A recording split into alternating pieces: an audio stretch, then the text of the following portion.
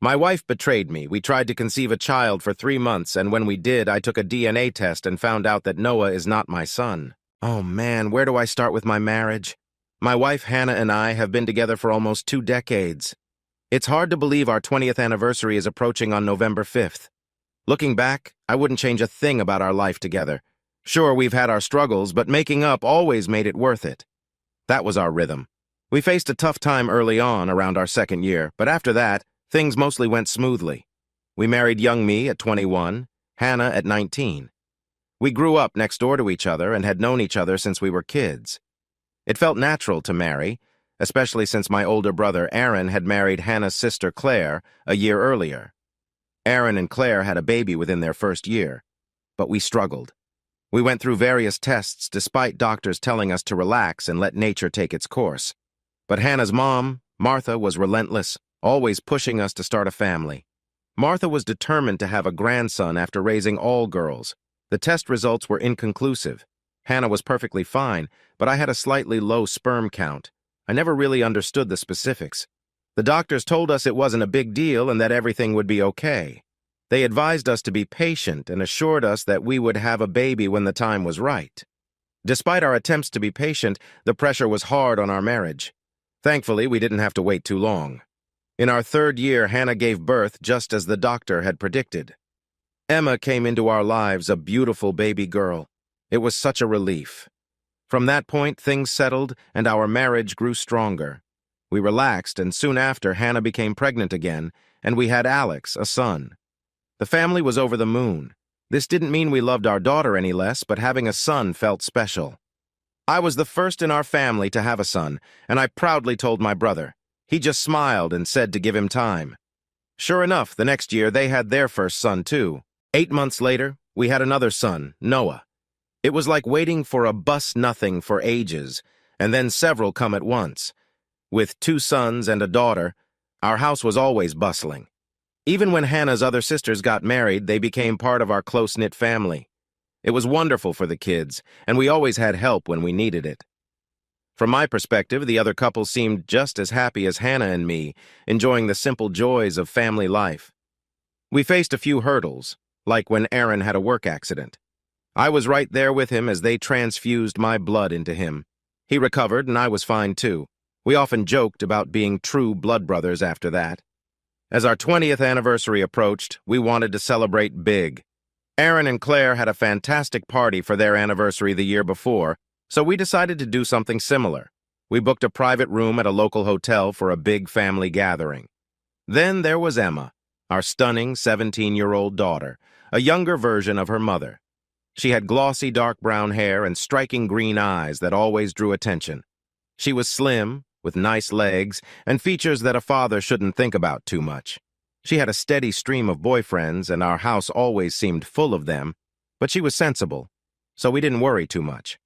Alex, on the other hand, was a lot like me, solidly built, which suited him well. He loved rugby, just like Aaron and I did at his age. At almost 16, he was already a key player for his school's rugby team. And then there was Noah, the youngest. Maybe he was having a hard time not being as athletic as Alex or as popular as Emma. Poor Noah wasn't having the best time. He was very smart, probably the smartest of the 3, and excelled in school. He was just a typical, confusing teenager. That day, maybe I should have been more understanding. Maybe I should have ignored the mess he left on the dining table. Maybe I should have cleaned it up myself, but I didn't. "You're not going anywhere until you clean up that mess, Noah," I said firmly. "I'll do it later," he replied, sulking. "You'll do it now, Noah," I insisted.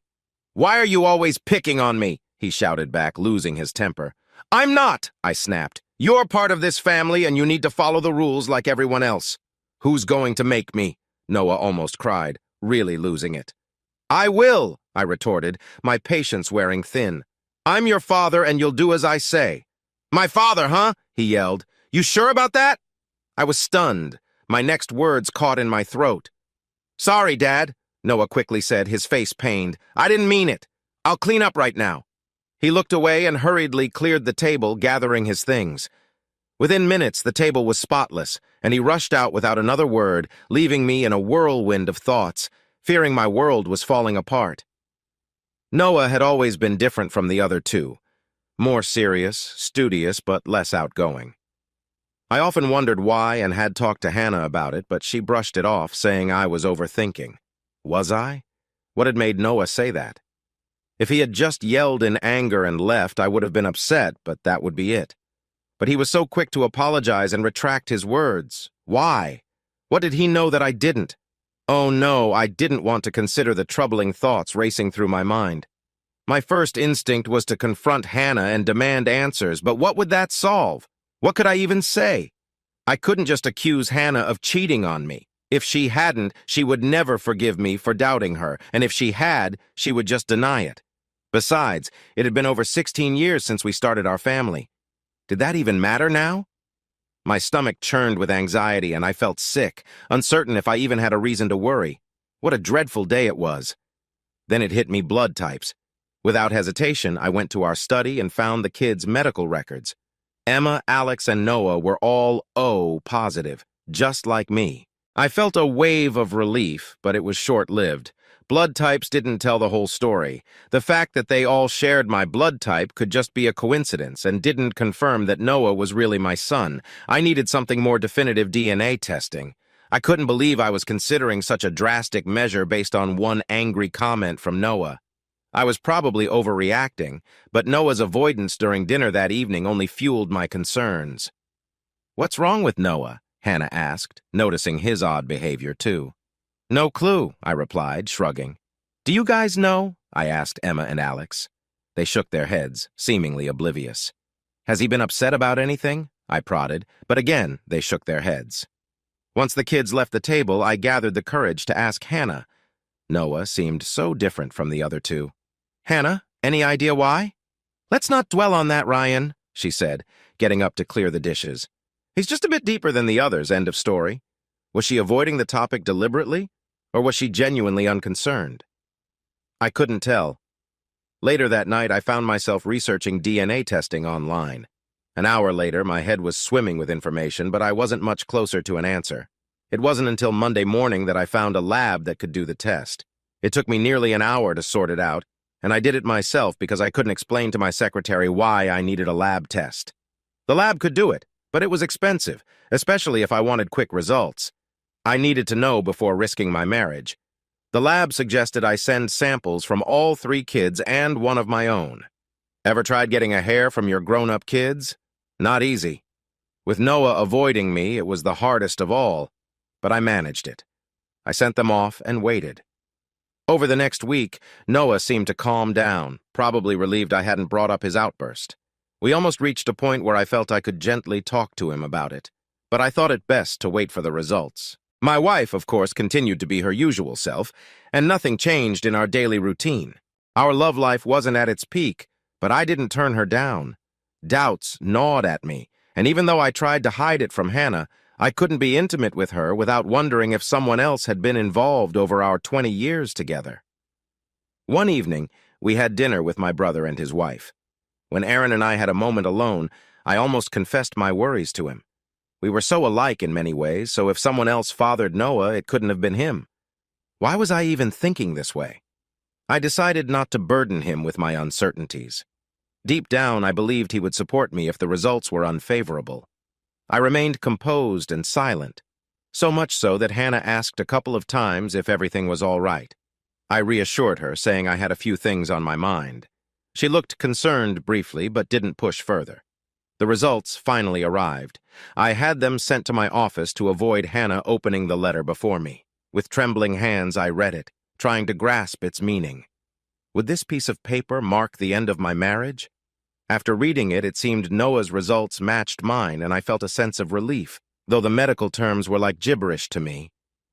The report mentioned terms like good match and close match, suggesting my worries were unfounded. Tears welled up in my eyes as I thanked my lucky stars I hadn't shared my fears with Hannah. I decided to make it up to her that evening, maybe take her out to dinner. Upon rereading the covering letter, I noticed the lab wanted me to call them to discuss the results. I figured they just wanted more money from me, but I decided to call anyway. When the phone was answered, I introduced myself. "This is Ryan Johnson. Dr. Parker asked me to call." "Hello, Mr. Johnson," he greeted me. "Have you reviewed the results we sent you?" "Yes," I replied confidently. "It seems my worries about my son Noah were unfounded." "Yes, indeed," he responded, "but it's not quite that simple, I'm afraid. There's more to discuss." My heart sank. "You mean he's not my son?" I stammered. "It's not that, Mr. Johnson," he clarified. "There is less than a 1 in a million chance that he isn't your biological child. I am certain he is your natural-born son." "So Noah is my real son?" I sighed in relief. "Yes, he is, Mr. Johnson." "Then what's the problem?" I asked, feeling uncertain. "It's the other 2 samples you sent in," the doctor said heavily. "What about them?"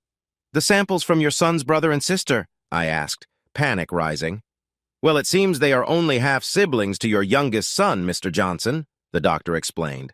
"Half-siblings?" I stuttered in shock. "What does that mean?" "It means, Mr. Johnson," he continued, "that it's highly unlikely you are their biological father." The phone slipped from my hand, and the next thing I knew, I was surrounded by my worried co-workers, struggling to regain consciousness. "Give him some space," someone called out as I slowly came to, gasping for breath. "Are you all right, Ryan?" another voice asked. I nodded weakly and attempted to stand, but they helped me back into my chair. They chatted among themselves about work and the office temperature, but all I could think about was the bombshell I had just received. Thankfully, someone arranged for me to be driven home and urged me to take the rest of the day off. When I got home, I was relieved to find the house empty, with Hannah at work and the kids at school. I knew what I had to do next. Dreading the call, I picked up the phone with trembling fingers and dialed the lab's number again. Soon I was speaking with the doctor, apologizing for the abrupt end to our previous conversation. "No worries, Mr. Johnson," he said kindly. "Our postal service can be tricky." I assured him I understood, and he patiently reviewed the test results with me again. "Noah is definitely your son," he confirmed, "but Emma and Alex are unlikely to be your biological children." "But the results showed good or close matches," I pleaded. "Could there be a mistake?" "If we had only 1 sample, we might request another for verification," he explained, "but with 2 samples, the likelihood is nearly certain. While Emma and Alex are full siblings, it's improbable that you're their father. But you said the matches were close," I insisted, grasping at straws. "What does that mean?" "Do you have a twin or a brother, Mr. Johnson?" the doctor asked cautiously. "Or perhaps another close relative?" "My brother!" I exclaimed, a surge of realization hitting me. "What does my brother have to do with this?" "You'll have to come to your own conclusions, Mr. Johnson," the doctor's voice continued. But I had already stopped listening. My world was falling apart. What was I supposed to do now? End my marriage? Confront my brother? Should I keep this secret and live a lie? I couldn't bear it. And what about Noah? He knew something was wrong, but had the wrong idea. I'd see my son differently now, but I couldn't love Emma and Alex any less. They were still my kids, regardless of their genetics. But Hannah, that was the real issue. How could she betray me like this? And my brother, too. And what about Claire, my sister-in-law? How would she react? How would the rest of the family handle this news? My mind was swirling with so many questions. Oh, God. This was too much to handle, and I wasn't ready to face it. I vaguely remember walking out the front door and wandering down the street, but the next thing I knew, I woke up in the hospital with bandages on my arms. Apparently, I had stumbled into traffic while drunk, but I didn't recall any of it. "Ryan, are you all right?" I turned painfully towards the voice and saw Hannah standing there. "Not really, not yet," I replied. She was still my wife, but I couldn't find the right words. How was I supposed to say, "Hey, honey, I just found out 2 of our kids aren't mine and you've been cheating on me with my brother. How was your day? What's for dinner?" That didn't seem right at all. It turned out my injuries weren't too serious, and they sent me home the next day. I couldn't do much for myself, so I relied on Hannah to take care of me. It gave me time to think and plan, but honestly, it felt like a waste of time because I still didn't know what to do. My main concern now was Noah and the other kids. Whatever decision I made had to be in their best interest, even if it meant sacrificing my own. From then on, Hannah's needs came last. Our 20th anniversary was coming up, and the room was booked for our big dinner. I had to figure things out by then. Within about a week, I was physically back to normal, but mentally, I was still a mess. Everything seemed to go back to routine while I pondered my next move. But Noah was different. He seemed on edge, ready to act out. "You should talk to him, Ryan," Hannah suggested one evening. "I don't know what's bothering him. He doesn't seem to want to talk to me anymore." "I'll have a chat with him," I promised. "Any idea what's going on with him?" she asked. "I've got a few ideas," I said curtly. "Want to talk about them, Ryan?" she asked. "Not really," I replied, taking her by surprise. The chance to talk to Noah came the next day when I found him alone in his room. He couldn't avoid me this time. "Want to talk about what's bothering you, son?" I asked gently. He shook his head, clearly not wanting to open up. "Is it about the other day, Noah? About our relationship?" I pressed, noticing a maturity in him that took me aback. "You don't understand, Dad," he challenged. "I might know more than you think, son," I countered, trying to keep a reassuring smile. "Then why don't you do something about it, Dad?" he pushed. "Why do you let them get away with it?" Wait, this wasn't what I expected. It seemed like we were talking about something else entirely. "Get away with what, son?" I asked, bewildered.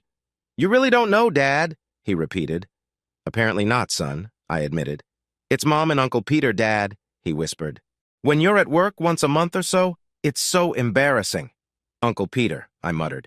"Peter wasn't Hannah's brother. He was married to another one of Hannah's sisters." "Oh, that," I mumbled, unable to think of anything else to say. "They've been doing it for years, Dad," Noah informed me solemnly. "Emma thinks I'm Peter's son, not yours." With that, he broke down in tears, and I wrapped my arms around him to comfort him. It had been so long since I held him, and I was surprised by how strong he had become. "I can guarantee you, Noah," I assured him, holding him close, "you are my son in every way, not Peter's." "How do you know, Dad?" he sobbed. "How can you be sure?" "I'm sure, son," I told him confidently. "Believe me, I'm sure." We talked for a while longer without revealing too much, but enough to reassure him. I managed to convince Noah that he was truly my son, and it felt like a huge burden had been lifted from his shoulders. But I hadn't yet touched on the fact that my brother might be the father of Emma and Alex. The illusion of my perfect family was shattered. Both Emma and Alex were aware of their mother's affair with their uncle, but they chose to ignore it, unsure of how to handle the situation. It was an unbearable position for them to be in. Peter was the youngest of Hannah's sister's husbands, and undeniably the most attractive. While Hannah had her own allure, Peter's presence added a complicated dynamic to my already strained marriage. A few days later, I took all 3 kids out for lunch and faced the hardest task of my life. I disclosed everything I had discovered.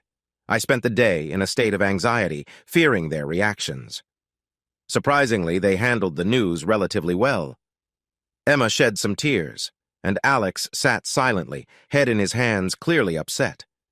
Despite the initial shock, they all expressed a desire to confront their mother immediately.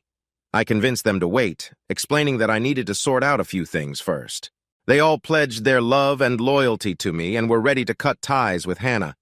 I managed to calm them, reminding them that despite her mistakes, she had always been a caring mother. I spoke about her more kindly than I felt, especially after hearing what the kids had to say.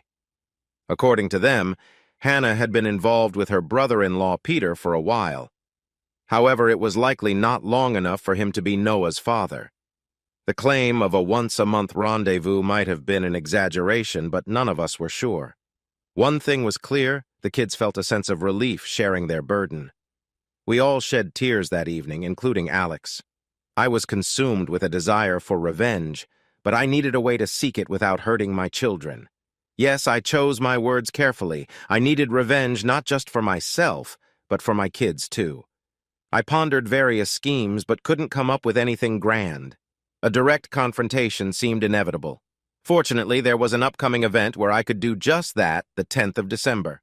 Our family had gathered, as families do. With my parents gone, Aaron and I were among the older generation. That night, 39 of us sat down for a celebratory dinner, mostly Hannah's family and some mutual friends. The food was probably good, but to me it tasted like cardboard. Then came the speeches. Here we go, I thought. Was this the end or just the beginning? I was sweating, trying to calm my nerves. What I had to do wouldn't be easy, but it had to be done. "Welcome, everyone," I began with small talk before steering the conversation towards celebrating 20 years of marriage with Hannah. But there were some very personal things I needed to share. Laughter filled the room with a few jokes about our love life. Hannah blushed, thinking it was all in good fun. They had no idea what was coming. As the laughter died down, Emma stood up abruptly, followed by Alex and Noah. Without a word, they walked out, leaving the whole table bewildered. "Come back here, all three of you!" Hannah exclaimed, jumping up. "Don't be disrespectful to your father." Only Alex glanced back at her with a sad shake of his head before joining his siblings outside. "Ryan, do something," Hannah pleaded, desperate for me to intervene. "Tell them to come back right now. It's all right, dear," I responded firmly. "They already know what I'm going to say, and since it concerns them, maybe it's best they're not here." Hannah looked shocked at my response, first surprised by my defiance, then worried as she tried to understand my motives. "Sit down, Hannah," I commanded, my tone leaving no room for argument. "As I was saying," I continued, scanning the faces around me, "I've had 20 years of what I thought was a perfect marriage until a few weeks ago." I paused, feeling the tension in the air. Some looked puzzled, others still wore smiles, expecting a joke, but many seemed concerned.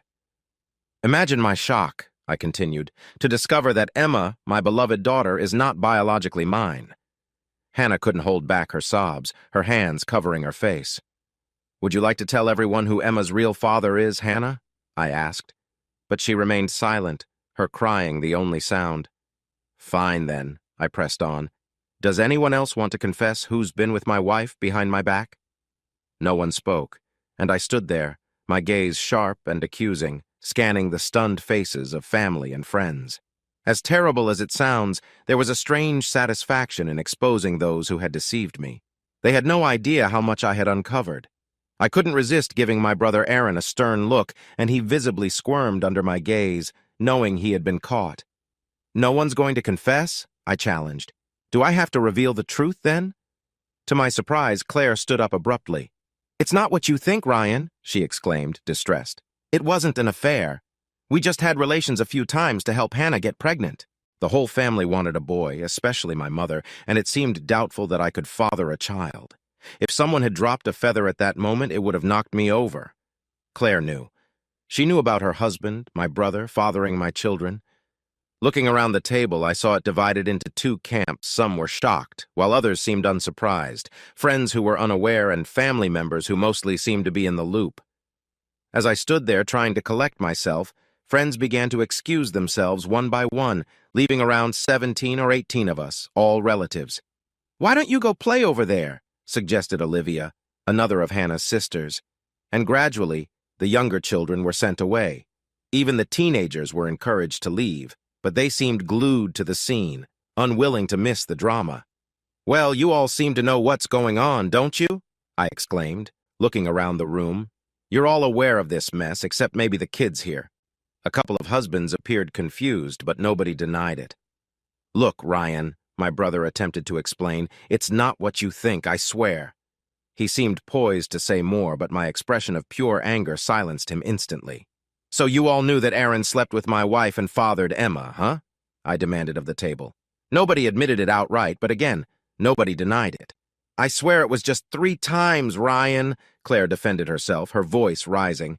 "Whose ridiculous idea was this anyway?" I shouted angrily, my frustration growing. Once again, nobody dared to speak, but too many eyes shifted toward Martha, my mother-in-law. "I should have known," I muttered, acknowledging her role. "Thanks a lot, Mom," I said to her with a heavy heart. "Your desperation for a son has shattered my marriage." "No," Hannah finally intervened, her voice trembling. "Please, Ryan, don't say that. I can't imagine life without you. Can't you find it in your heart to forgive one mistake?" "One mistake?" I echoed incredulously. "Just one mistake?" "Yes, honey," Hannah pleaded tearfully. "It was only that one time." It seems so foolish now, but back then, Mom's plan made sense.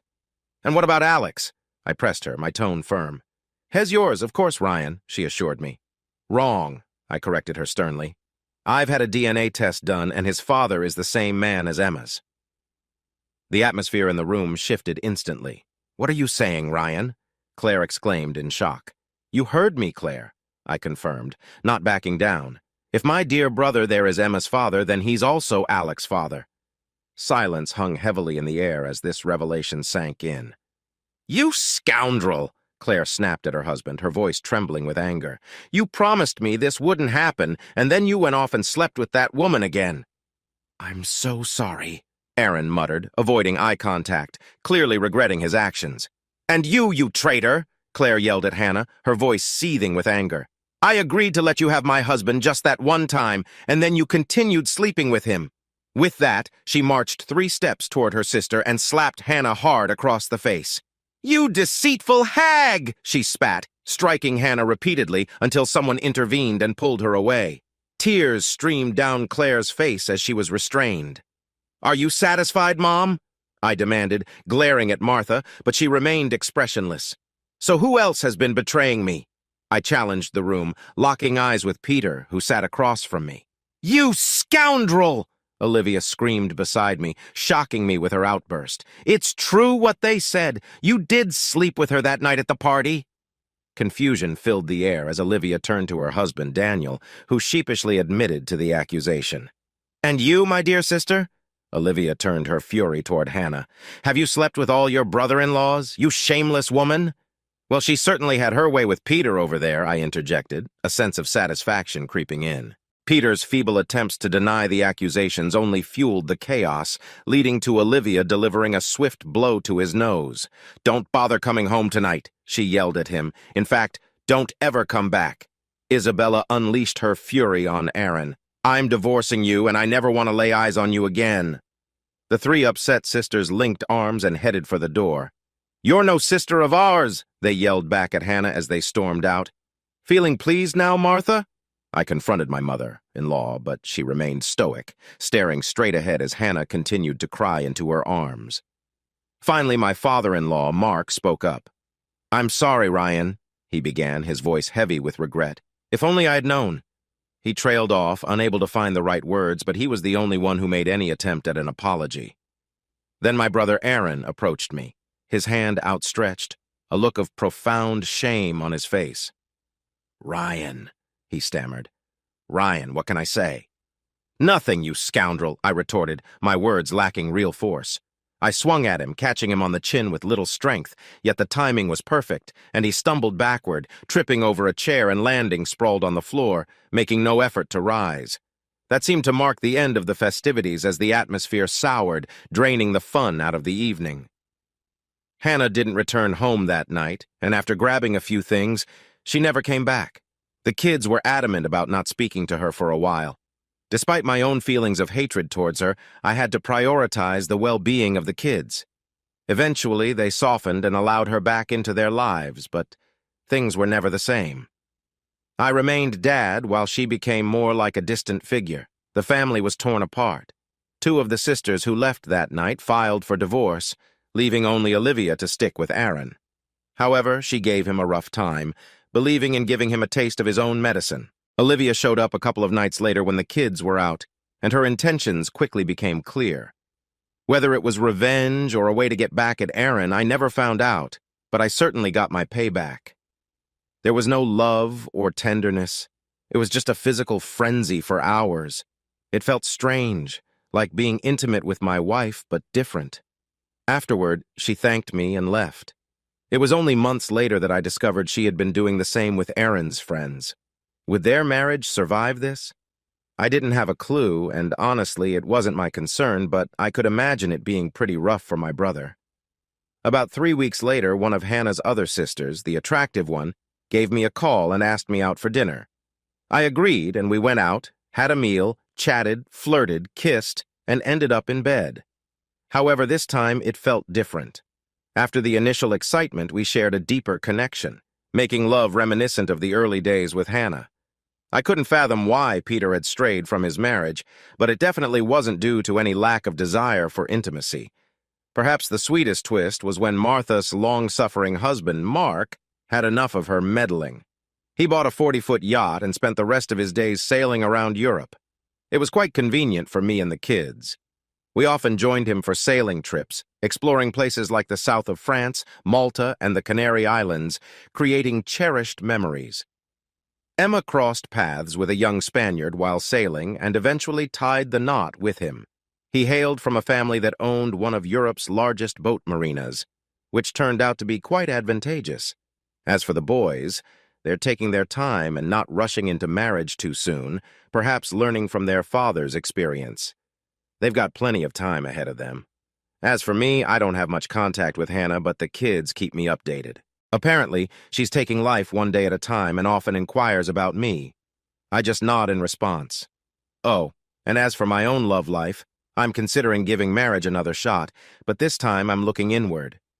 There's a mutual affection between us, but we're both a bit cautious. Time will tell. I want to be certain that I'm not getting married, partly out of spite toward Hannah. Although I must admit the thought of her reaction if I did tie the knot again brings a smile to my face.